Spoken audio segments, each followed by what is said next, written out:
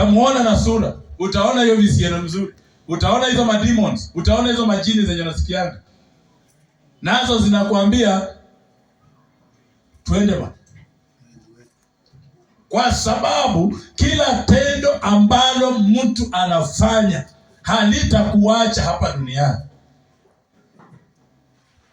Ukiamini Yesu, matendo yako ya Yesu anachukua mauti, wewe unakuwa na uzima, unaenda. Anasifiwa. Amen.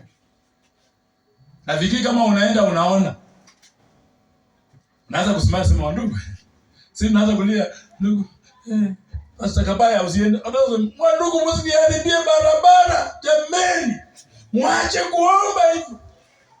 Wacheni niende. Je, huyo mtu ako sawa? Hello. Hello. Unaona?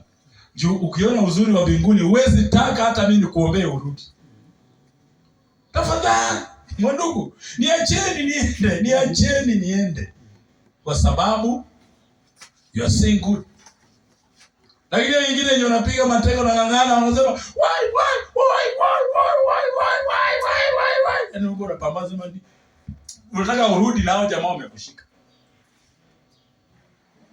Hiyo ndio inaitwa mauti. Hakuna siku utaokoka.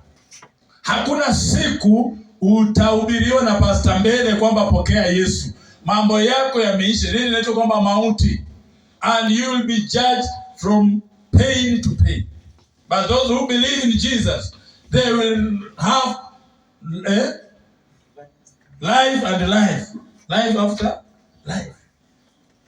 Tokezeni kama Esther mbele za Bwana. Kanisa la Mungu.